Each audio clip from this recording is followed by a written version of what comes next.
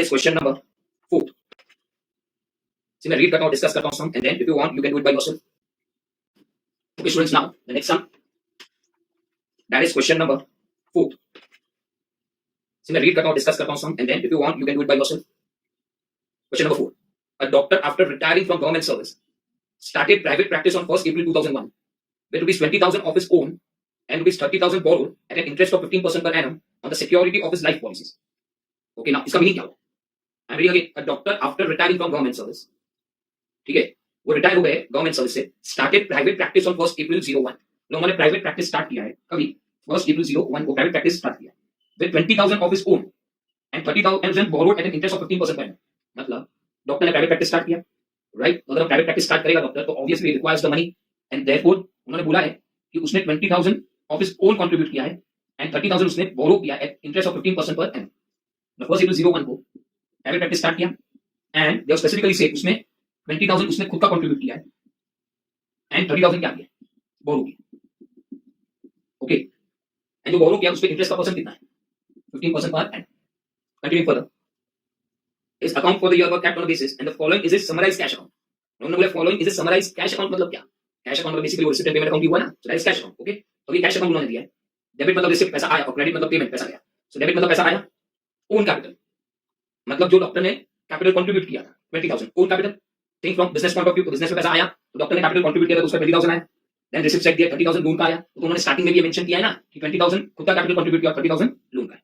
फिर prescription fees, gift from patient, visiting fees, fees from lecture, pension receive, ये सब पैसा आया तो रिसिप्ट. और पैसा गया तो पेमेंट, तो medicine purchase, surgical equipment, motor car expense, wages and salary, rent of clinic, general charges, household expense, household furniture, expense on daughter's marriage, interest on loan, balance at bank, cash in hand.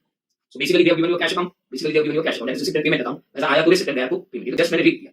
Now आगे क्या बोला उन्होंने? You are required to prepare income and expenditure account for the year ended 31st March 02. तो आपको income and expenditure account बनाना है 31st March 02. तो 31st March 02 हमारा year end हुआ. Year start कभी 1st April 01.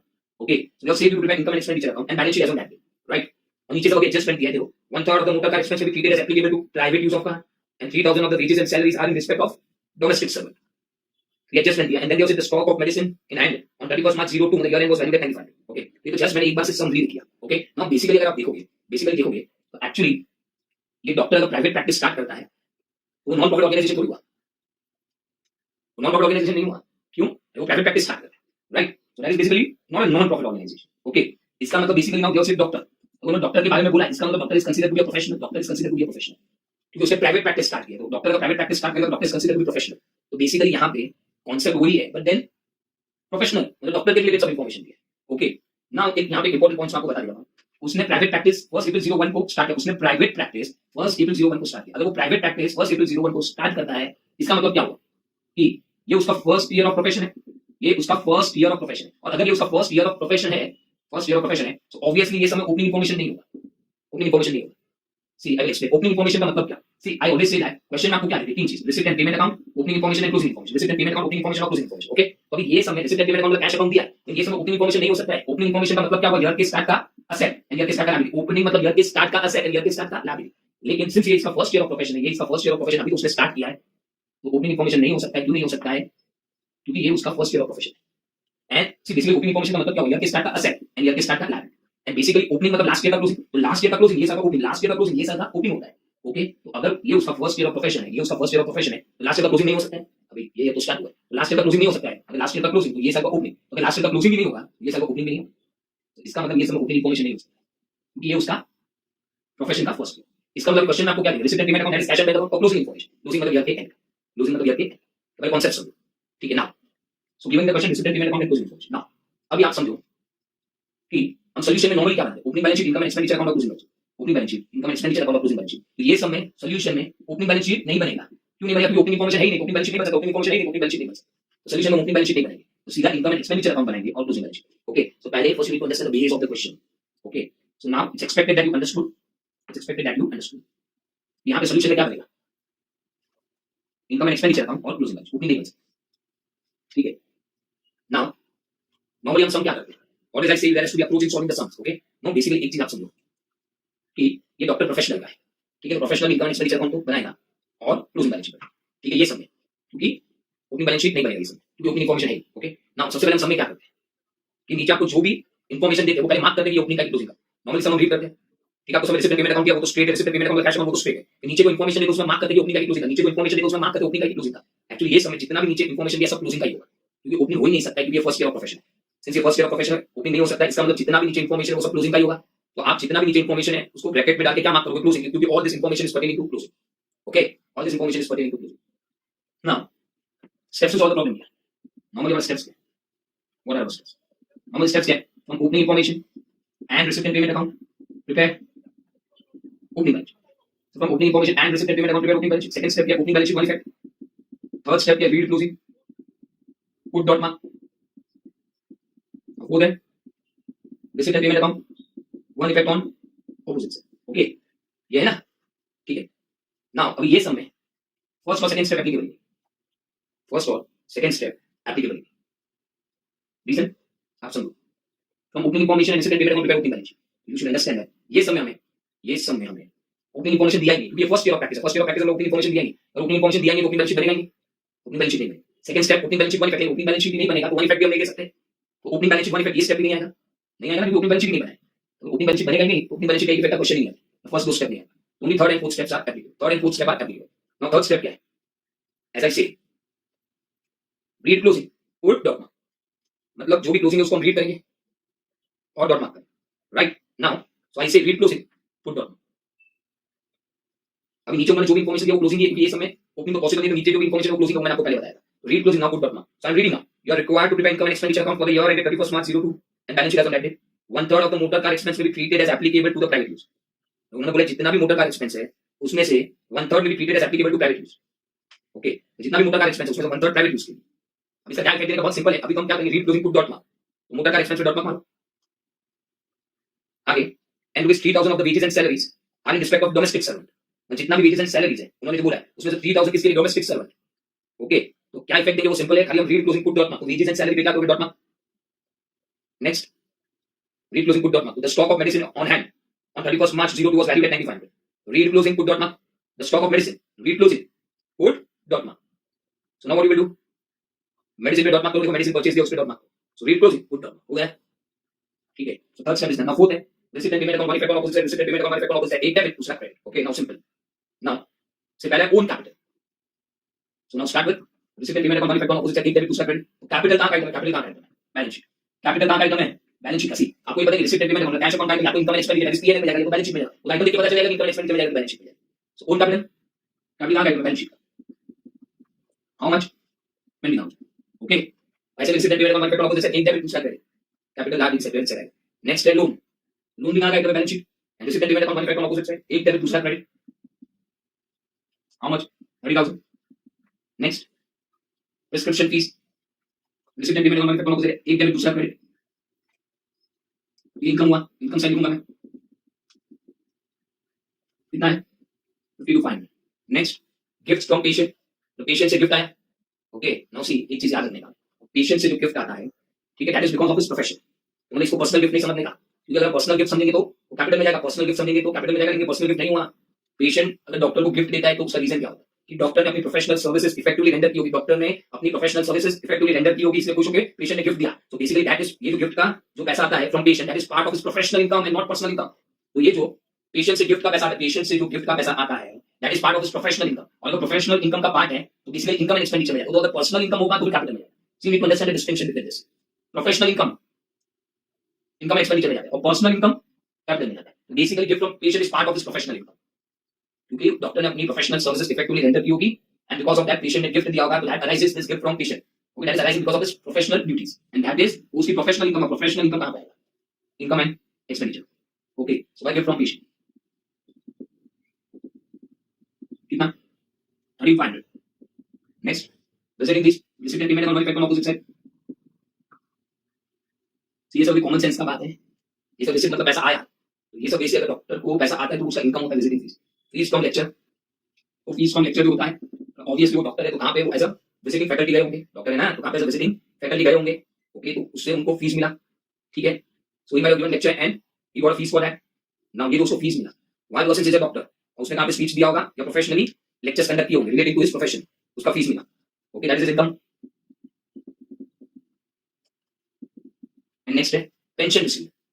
सी नाउ पेंशन है, pension कभी मिलता है से अगर आप इधर जॉब करते हो, अभी पेंशन का पूरा कॉन्सेप्ट मैं आपको नहीं सिखाऊंगा, बेसिक बता देता हूँ। आप इधर जॉब करते हो, से अगर आपने से कोई गवर्नमेंट डिपार्टमेंट में आप जॉब करते हो, कोई गवर्नमेंट डिपार्टमेंट में आप जॉब करते हो, ठीक है, your job after retirement, after retirement government आपको क्या देती है, पेंशन देती है। आफ्टर रिटायरमेंट गवर्नमेंट आपको क्या देती है, पेंशन। बेसिकली ऐसा होता है कि अगर आप गवर्नमेंट डिपार्टमेंट में जॉब कर रहे हो, गवर्नमेंट डिपार्टमेंट में जॉब कर आफ्टर रिटायरमेंट ऐसे देखने को जाओ, मेजॉरिटी पीपल का आफ्टर रिटायरमेंट कोई सोर्स ऑफ इनकम नहीं होता। आफ्टर रिटायरमेंट मेजॉरिटी लोगों का कोई सोर्स ऑफ इनकम नहीं होता है, इसलिए गवर्नमेंट क्या देती है, एवरी मंथ पेंशन देती है, एवरी मंथ पेंशन देती है। आफ्टर रिटायरमेंट मेजॉरिटी लोगों का कोई सोर्स ऑफ इनकम नहीं होता है, तो इसीलिए अगर आप गवर्नमेंट डिपार्टमेंट में जॉब करते हो तो गवर्नमेंट एवरी मंथ आपको क्या देगी, after retirement every month government आपको पेंशन देगी। ये पेंशन आपका इनकम हुआ ना, and you get after retirement every month from the government, after retirement every month you get from the government. Okay, तो इससे आपका इनकम जनरेट हुआ, इससे आपका इनकम जनरेट हुआ। ओके, नाउ ये जो पेंशन का इनकम है, now I can say that is considered to be a personal income to capital account में। क्यों पर्सनल इनकम, क्योंकि आफ्टर रिटायरमेंट मिल रहा है। तो हमारे एग्जांपल में डॉक्टर तो डॉक्टर ने क्या किया, आफ्टर रिटायरमेंट डॉक्टर ने अपना खुद का प्राइवेट प्रैक्टिस स्टार्ट किया, आफ्टर रिटायरमेंट डॉक्टर ने खुद का प्राइवेट प्रैक्टिस स्टार्ट किया, ठीक है। ना ये जो पेंशन का पैसा मिलता है वो not because of private practice मिल रहा है, वो पेंशन का पैसा उसे क्यों मिल रहा है डॉक्टर को पेंशन का पैसा क्यों मिल रहा है, क्योंकि पहले वो गवर्नमेंट डिपार्टमेंट में जॉब करते, डॉक्टर पहले गवर्नमेंट डिपार्टमेंट में पहले जॉब करते थे और आफ्टर रिटायरमेंट उनको पेंशन का पैसा मिल रहा है। तो पेंशन का पैसा बिकॉज़ ऑफ जॉब मिल रहा है, not because he is now rendering professional service. तो इनकम एंड एक्सपेंडिचर अकाउंट में तो कौन सी इनकम आती है, प्रोफेशनल सर्विस के रिलेटेड इनकम आती है। वो आफ्टर रिटायरमेंट जो प्रोफेशनल सर्विस डॉक्टर दे रहा है उसकी इनकम आती है। पेंशन की इनकम जो आफ्टर रिटायरमेंट आती है वो उसने जॉब किया था इसलिए मिल रहा है, that is not because of his professional service. इसलिए ये पेंशन की income is considered to be his personal income and therefore वो कैपिटल में आएगा, कैपिटल में आएगा। Okay, in short income and expenditure account में प्रोफेशनल इनकम आता है, मतलब एज अ डॉक्टर वो जो सर्विस देता है, प्रोफेशनल सर्विस देता है, उसकी इनकम एंड एक्सपेंडिचर है। पेंशन तो उसकी पर्सनल इनकम है, वो not because of professional service मिला, वो बिकॉज़ ऑफ वो पहले जॉब करता था उसका इनकम पेंशन का है, तो उसका पर्सनल इनकम हुआ, इसको कैपिटल में आएगा। राइट नाउ ये कौन सा साइड खत्म हुआ, receipt side, now payment side. So now receipt and payment account में ऑपोजिट साइड, तो एक क्रेडिट तो दूसरा डेबिट। नाउ मेडिसिन परचेज, एक क्रेडिट तो दूसरा डेबिट, एक क्रेडिट दूसरा डेबिट। नाउ मेडिसिन परचेज पे मैंने इधर कॉलम में क्यों लिखा, डॉट मार्क। नाउ कितने डॉट मार्क है, एक डॉट मार्क है। तो मैं हमेशा क्या बोलता हूं, डॉट मार्क को क्या चेक करेगा, ये डॉट मार्क ओपनिंग आएगी क्लोजिंग। तो आप मेरे को बोलो ये डॉट मार्क ओपनिंग आएगी क्लोजिंग, ओपनिंग होगा ओपनिंग बैलेंस शीट में मिल जाएगा, यहां पे ओपनिंग बैलेंस शीट है ही नहीं, यहां पे ओपनिंग बैलेंस शीट है ही नहीं, डॉट मार्क इसका होगा क्लोजिंग का। तो देखो क्लोजिंग आपको मिलेगा, और क्लोजिंग मतलब फाइनल अकाउंट्स के एडजस्टमेंट के लिए दो इफेक्ट देंगे। तो आप देखो मेडिसिन के लिए क्लोजिंग में है कोई एडजस्टमेंट है, see the last line, the stock of medicine in hand on 31 मार्च 02 से 31 मार्च 02 को उन्होंने स्टॉक ऑफ मेडिसिन दिया। तो 31 मार्च मतलब 31 मार्च 02 मतलब ईयर एंड, और ईयर एंड का स्टॉक ऑफ मेडिसिन दिया है, ईयर एंड का दिया, इसका मतलब कौन सा स्टॉक हुआ, क्लोजिंग स्टॉक हुआ। It is closing stock of medicine, it is closing stock of medicine. Okay now तो एडजस्टमेंट का मिनिमम कितना इफेक्ट होता है, दो। एडजस्टमेंट का मिनिमम कितना इफेक्ट होता है, दो। ओके सो नाउ दो इफेक्ट क्या है, सो क्लोजिंग मतलब फाइनल अकाउंट्स एडजस्टमेंट, क्लोजिंग मतलब फाइनल अकाउंट्स एडजस्टमेंट का दो इफेक्ट आएगा। तो एज मैं पहले भी बताया था कि एनपीओ में, ठीक है, या तो फाइनल अकाउंट्स में भी, इसमें भी अगर क्लोजिंग स्टॉक आता है तो उसका दो इफेक्ट आएगा, पर्टिकुलर आइटम में से लेस करने का, पर्टिकुलर आइटम में से लेस करने का, और बैलेंस शीट किधर दिखाने का, असेट्स है। पर्टिकुलर आइटम में से लेस करने का और बैलेंस शीट असेट्स है।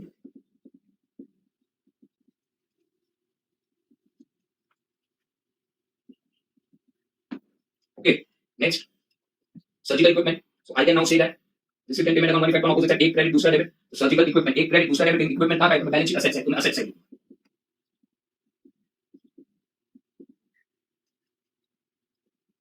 नेक्स्ट मोटर कार, तो receipt and payment account effect on opposite side, एक क्रेडिट दूसरा डेबिट।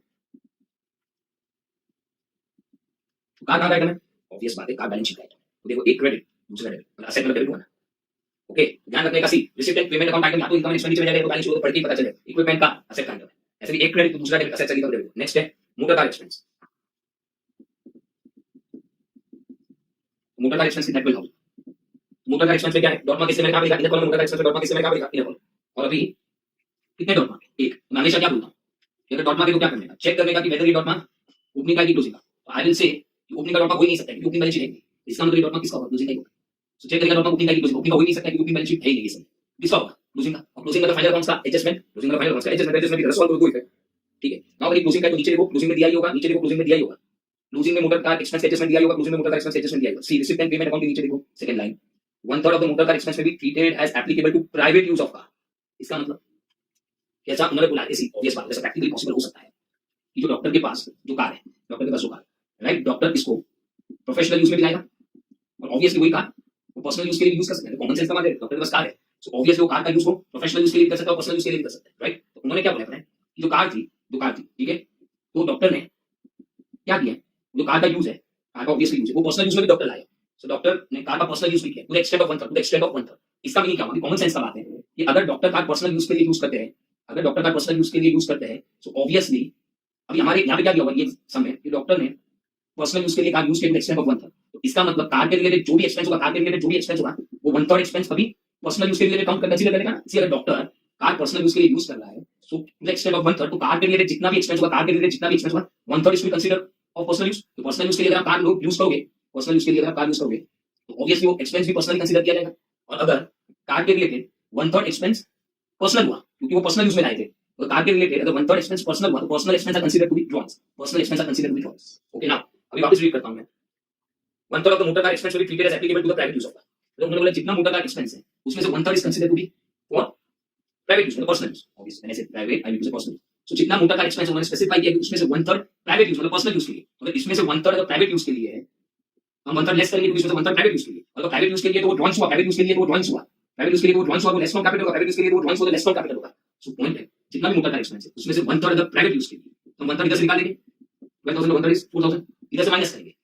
ओके, क्यों माइनस करेंगे क्योंकि इसमें ये जो 12,000 है उसमें से 1/3 इसको प्राइवेट यूज, जो प्राइवेट यूज का है वो इसमें से हम डिडक्ट करेंगे। और सिर्फ वो प्राइवेट यूज के लिए, तो प्राइवेट यूज के लिए जो भी एक्सपेंस होता है उसे ड्रॉन्स कहते हैं, प्राइवेट यूज के लिए जो भी एक्सपेंस होता है उसे ड्रॉन्स कहते हैं। और ड्रॉन्स का है लेस फ्रॉम का, और ड्रॉन्स का है लेस फ्रॉम का। Understand the concept what I mean. So जितना मोटर कार एक्सपेंस है 1/3 प्राइवेट यूज के लिए, तो मोटर कार एक्सपेंस तो 1/3 निकाल देंगे। क्यों निकाल देंगे क्योंकि प्राइवेट, और प्राइवेट यूज का जो भी एक्सपेंस होता है उसे ड्रॉन्स कहते हैं, और ड्रॉन्स का है लेस फ्रॉम का। ऐसे ही जैसे मतलब मिनिमम दो इफेक्ट हो गए। Okay, now next, now it's easy. Resident payment on money effect on opposite side. Now wages and salary, एक क्रेडिट दूसरा debit. Resident payment on money effect on opposite side, एक क्रेडिट दूसरा debit. कितना 10,500 और wages and salary कितने dot mark है, एक dot mark है। चेक करें ओपनिंग आईडी क्लोजिंग का, ये सब ओपनिंग नहीं हो सकता है क्योंकि ओपनिंग बैलेंस शीट है ही नहीं। इसका मतलब ये डॉट मार्क क्लोजिंग का होगा, क्लोजिंग मतलब नॉर्मल फाइनल अकाउंट्स का एडजस्टमेंट का दो इफेक्ट है। ओके, तो ये एक डॉट मार्क क्लोजिंग आएगा, देखो क्लोजिंग में दिया होगा, दिया है देखो wages and salary are in respect of domestic servant. सिर्फ डोमेस्टिक सर्वेंट का जो वेजेस एंड सैलरी होता है वो पर्सनल एक्सपेंस होता है। डोमेस्टिक सर्वेंट का जो वेजेस एंड सैलरी होता है वो पर्सनल एक्सपेंस होता है। तो इसमें से 3,000 क्या है, पर्सनल एक्सपेंस है। ऑब्वियसली डोमेस्टिक मतलब घर का, ठीक है। तो घर के सर्वेंट का जो भी सैलरी एंड वेजेस है वो पर्सनल एक्सपेंस होगा, ठीक है। तो उन्होंने बोला है कि 3,000 रुपीज आपका पर्सनल एक्सपेंस है। तो ये वेजेस एंड सैलरी कितना दिया, 10,500 वेजेस एंड सैलरी 10,500 दिया, उसमें से 3,000 personal expense, wages and salary 10,500 दिया, उसमें से 3,000 पर्सनल एक्सपेंस है। वो पर्सनल एक्सपेंस है, तो पर्सनल एक्सपेंस को इधर से माइनस करेंगे, पर्सनल एक्सपेंस को इधर से माइनस करेंगे। और सिर्फ वो पर्सनल एक्सपेंस मतलब ड्रॉइंग्स है, और ड्रॉइंग्स कहां पे है, लेस फ्रॉम का। ओके, इजी था ये। तो वेजेस एंड सैलरी में से 3,000 पर्सनल एक्सपेंस है, तो पर्सनल एक्सपेंस है तो हम वेजेस एंड सैलरी में से माइनस करेंगे ना, 10,500 से 3,000 का पर्सनल एक्सपेंस इसमें से माइनस करेंगे, और पर्सनल एक्सपेंस मतलब ड्रॉइंग्स वो less from capital. Now it's very easy now, समझ नहीं समझ।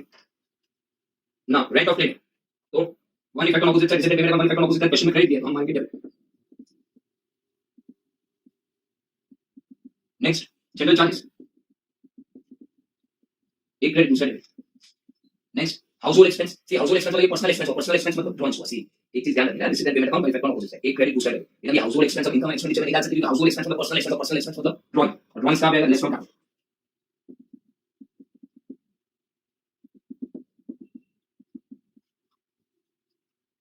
सब में अगर आपको मेंशन करना है तो आप कर सकते हो कि क्या ये जो पहला था इधर मेंशन करना है तो आप कर सकते हो ब्रैकेट में ऐसा। ये कार एक्सपेंस था, ये डोमेस्टिक सर्वेंट के लिए था, ये किसके लिए था, हाउसहोल्ड एक्सपेंस के लिए था। नेक्स्ट हाउसहोल्ड फर्नीचर, तो रिसिडेंट पेमेंट का one effect on opposite side, एक क्रेडिट दूसरा डेबिट। तो हाउसहोल्ड फर्नीचर भी क्या होगा, ड्रॉइंग्स ही होगा।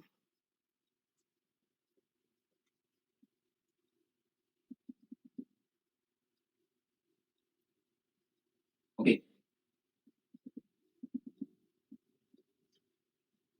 Very fine. So resident payment का वन इफेक्ट ऑन ऑपोजिट, एक क्रेडिट दूसरा debit, household furniture personal expense drawings. Next है एक्सपेंस ऑन डॉटर्स मैरिज, ये भी पर्सनल एक्सपेंस है। तो पर्सनल एक्सपेंस क्या होगा, ड्रॉइंग्स।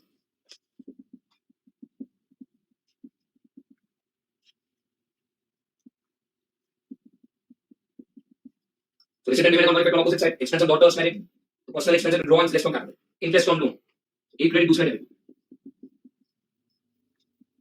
और एंड में उन्होंने दिया balance at bank, resident payment on one effect on opposite side, एक क्रेडिट दूसरा डेबिट। बैंक कहां का आइटम है, सिंपल ये सब तो बैंक बैलेंस शीट का आइटम है, और एंड में बैलेंस देते हैं तो उसे क्लोजिंग बैलेंस, और closing balance of bank bank balance sheet का है। क्लोजिंग बैलेंस ऑफ उन्होंने कैश दिया। Okay, now this is done. Okay, now the point over here is, एक चीज हमेशा ध्यान रखना, चेक करने का। उन्होंने देखो स्टार्टिंग में जो अमाउंट बोरो किया है कितने का, 30,000, उसमें उन्होंने रेट ऑफ इंटरेस्ट दिया। सो ऑब्वियसली अगर हम बोरो करेंगे, कितना बोरो किया, 30,000, कितना परसेंट इंटरेस्ट। तो ऑब्वियसली अगर हमने लोन लिया, बोरो किया मतलब हमने लोन लिया, अगर हम लोन लेंगे तो उसका इंटरेस्ट पे करना पड़ेगा। कितना परसेंट इंटरेस्ट पे करना पड़ेगा, 15%, 4,500। तो ऑब्वियसली अगर हमने स्टार्टिंग में लोन लिया है, लोन पे क्या पे करना पड़ेगा, इंटरेस्ट। कितना इंटरेस्ट है, 30,000 में 15% 4,500, हमें इंटरेस्ट पे करना पड़ेगा। इंटरेस्ट हमारा क्या होगा, एक्सपेंस। तो देखो ये समय उन्होंने रिसिप्ट एंड पेमेंट अकाउंट में पेमेंट साइड इंटरेस्ट दिया है 4500। अगर उन्होंने पेमेंट साइड इंटरेस्ट 4500 दिया, इसका मतलब हमें जितना इंटरेस्ट पे करना था पूरा हमने कर दिया है। अगर नहीं किया होता तो आउटस्टैंडिंग इंटरेस्ट का एडजस्टमेंट आता। इनसे यहाँ पे पेमेंट साइड 4500 दे दिया, इंटरेस्ट में हमने इतना पे कर दिया है, 4500 इंटरेस्ट पे कर दिया है। ओके, नहीं किया होता तो आउटस्टैंडिंग इंटरेस्ट का एडजस्टमेंट, राइट, इन पे कर दिया है, इट्स फाइन। अभी पूरा सम हो गया। नाउ क्या करेंगे, टोटल ये side surplus deficit less and then fix that. Okay, so copy.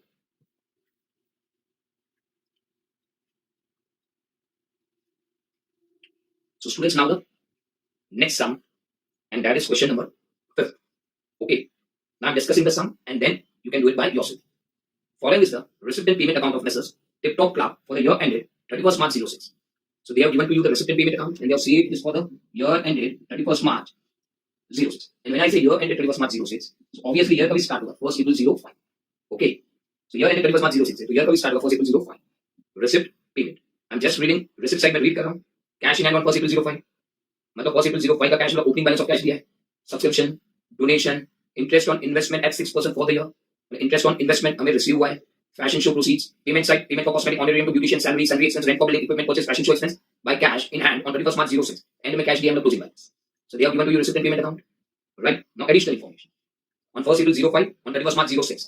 सो समझने का कि अगर उन्होंने जो आपको एडिशनल इंफॉर्मेशन दिया है, सो ऑलवेज आई से आपको मार्क करने का कि ओपनिंग का की क्लोजिंग, आपको मार्क करने का कि ओपनिंग का की क्लोजिंग का। Now I will say that यहाँ पे तो स्पेसिफाई कर ही दिया डेट, मुझे तो बहुत इजी हो गया, इसमें फाइंड करना बहुत इजी हो गया। ओपनिंग की क्लोजिंग का भी डेट ही दे दिया, तो 1st April 05 ओपनिंग हो गया और 31st March 06 क्लोजिंग हो गया। लिख देने का ऊपर 1st April 05 ओपनिंग है, 31st March 06 close. Okay, now we have given these items: subscription due, subscription received in advance, stock of cosmetics, amount due to cosmetic suppliers, rent paid in advance, salary outstanding, value of equipment, value of furniture and fixture.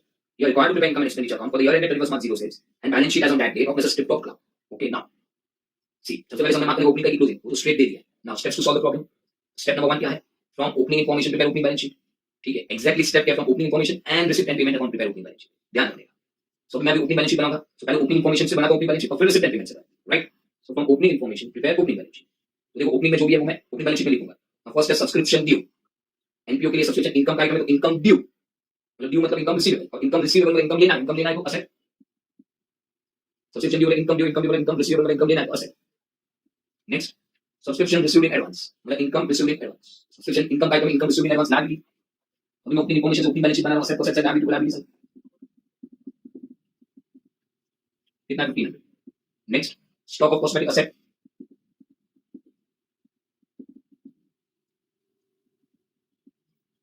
Next है amount due to cosmetic supply. Amount due मतलब देना है और देना है तो liability. Amount due मतलब देना है तो liability. Next, rent paid in advance, rent expense का आइटम है, एक्सपेंस पेड इन एडवांस मतलब प्रीपेड एक्सपेंस असेट।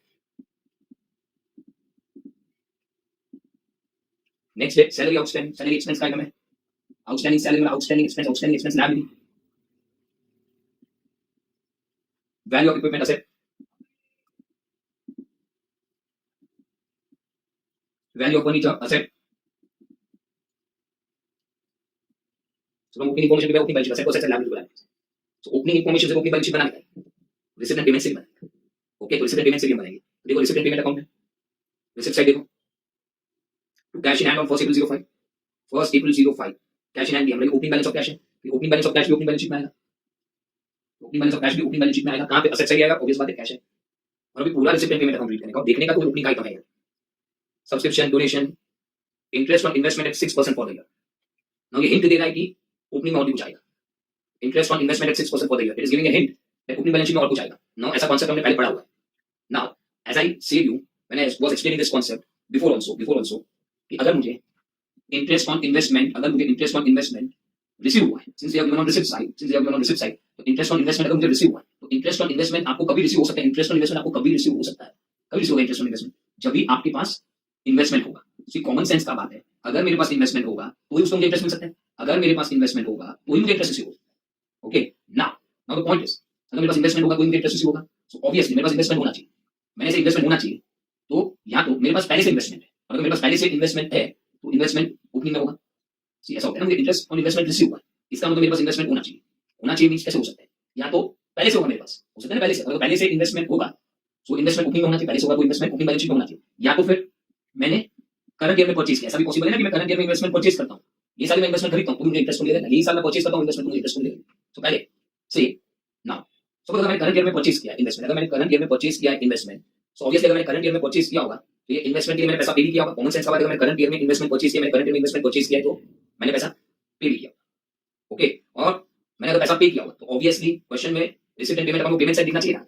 अगर मैं करंट ईयर में परचेज किया होगा पैसा पे किया होगा, पैसा पे किया होगा तो पेमेंट साइड दिखना चाहिए। तो ये समय देखो पेमेंट साइड इन्वेस्टमेंट दिया है, ये समय पेमेंट साइड इन्वेस्टमेंट नहीं दिया, इसका मतलब मैंने करंट ईयर में परचेज नहीं किया होगा ना, वरना पेमेंट साइड होता। तो अगर पेमेंट साइड नहीं दिया इसका मतलब मैंने करंट ईयर में नहीं परचेज किया, तो मेरे पास ये कब से होगा? अब अगर मैं करंट ईयर में नहीं परचेज किया तो समझने का बात हो मेरे पास पहले से होगा, और अगर पहले से होगा इसलिए मुझे क्या मिल रहा है? इंटरेस्ट। पहले से होगा इसलिए मुझे क्या मिल रहा है? इंटरेस्ट। तो पहले से होना चाहिए, होना चाहिए ना पहले से, राइट ना। अगर पहले से होना चाहिए तो यहाँ पे ना उन्होंने एक्चुअली डायरेक्टली इन्वेस्टमेंट हमारे पास पहले से है वैसा मेंशन नहीं किया है, दिया नहीं उसका अमाउंट। पहले से अगर हमारे पास है तो ऐसा उन्होंने मेंशन भी नहीं किया, अमाउंट भी नहीं दिया, लेकिन फिर भी हमें ढूंढना तो पड़ेगा ना, क्योंकि होगा ही हमारे पास, इंटरेस्ट कैसे मिलेगा? तो उन्होंने डायरेक्टली नहीं दिया वो अमाउंट कि हमारे पास पहले से, उसका अमाउंट नहीं दिया डायरेक्टली, क्वेश्चन में नहीं दिया, क्वेश्चन में डायरेक्टली नहीं दिया है इन्वेस्टमेंट का अमाउंट, उन्होंने आपको क्वेश्चन में डायरेक्टली नहीं दिया कि वो हमारे पास पहले से है, लेकिन होगा ही, ऑब्वियस बात है, तो इंटरेस्ट में, ठीक है। लेकिन इनडायरेक्टली उन्होंने बोल दिया, इनडायरेक्टली उन्होंने बोल दिया, इसलिए हम क्या करेंगे? इन्वेस्टमेंट का अमाउंट ढूंढेंगे, और इन्वेस्टमेंट का अमाउंट ढूंढेंगे और उसको हम अपनी बैलेंस शीट में लिख देंगे, क्योंकि वो हमारे पास पहले से होगा, इसलिए हमें क्या मिलेगा? इंटरेस्ट। ओके, सो इनडायरेक्टली उन्होंने देख लिया तो हमें इन्वेस्टमेंट अमाउंट ढूंढना पड़ेगा। ढूंढेंगे कैसे? तो देखो रिसिप्ट एंड पेमेंट अकाउंट में वो टाइटल उन्होंने इनडायरेक्टली हिंट दिया, देखो interest on investment at 6% for the year 3000, मतलब दे हैव सेड कि आपको इंटरेस्ट ऑन इन्वेस्टमेंट मिला एट द रेट ऑफ 6%। इसका मतलब क्या? 6% मतलब क्या? आपके पास जितना भी इन्वेस्टमेंट होगा उस पे आपको 6% इंटरेस्ट मिलेगा, आपके पास जितना भी इन्वेस्टमेंट होगा उसमें आपको 6% इंटरेस्ट मिलेगा। ओके ना, अभी यहाँ पे तो एक्चुअली इन्वेस्टमेंट अमाउंट डिफाइन करना है, तो अगर कोई भी चीज का अमाउंट फाइंड करना है तो क्या अज्यूम करेंगे? कोई चीज का अमाउंट फाइंड करना है तो क्या अज्यूम करेंगे? तो अज्यूम करो हमारे पास इन्वेस्टमेंट 100 का, अज्यूम करो हमारे पास इन्वेस्टमेंट 100 का है तो उस पे 6% मतलब 6 रुपए इंटरेस्ट मिला होगा। तो अज्यूम करो हमारे पास इन्वेस्टमेंट 100 का है तो उस पे 6% इंटरेस्ट मिलेगा। तो 100 का इन्वेस्टमेंट होगा तो 6 रुपए इंटरेस्ट मिलेगा, तो इंटरेस्ट का अमाउंट कितना है? 3000। इंटरेस्ट का अमाउंट कितना है? 3000। तो इन्वेस्टमेंट कितना होगा? So investment is 100, interest is 6, so interest is 3000, what will investment amount? ये एक्स फॉर्म सॉल्व करेंगे तो हमें कितना मिलेगा? 50000 मिलेगा, राइट। ये हमारा किसका अमाउंट होगा? इन्वेस्टमेंट, इसका अमाउंट होगा इन्वेस्टमेंट। ओके, और ये इन्वेस्टमेंट अमाउंट हम किधर लिखेंगे? Opening balance sheet. ये इन्वेस्टमेंट अमाउंट हम किधर लिखेंगे? Opening balance sheet. ये हमारे पास हुआ है। ओके, और फिर then what will do? Then what will do? इसका पुटिंग करेंगे और जो डिफरेंस आया वो कैपिटल, राइट। लेकिन फिर और एक बात है, वन मोर पॉइंट, पूरा रिसिप्ट पेमेंट चेक कर लेने का। तो देखो पूरा रिसिप्ट पेमेंट में चेक किया, पूरा fashion show payment on arrear salary, इधर भी और ओपनिंग आइटम नहीं है, माय पॉइंट वाज पूरा चेक कर लेना। यहां पे तो मेरे को पता है कि और कुछ नहीं है, फिर भी आपको चेक कर लेने का। अगेन आई एम सेइंग पूरा रिसिप्ट पेमेंट मैंने चेक किया तो कोई भी ओपनिंग आइटम नहीं, मेरे को तो पता था नहीं, इसलिए मैंने डायरेक्ट टोटल कर दिया, ठीक है। नाउ डिफरेंस क्या मिलेगा? Capital. Okay, this was the important point. Now I am assuming कि अभी ये तो हो गया, नाउ पूरा सम आपको सॉल्व करने को आ जाएगा। It's based on the previous sums that we have solved, so you can try by yourself. Okay, hi guys, okay this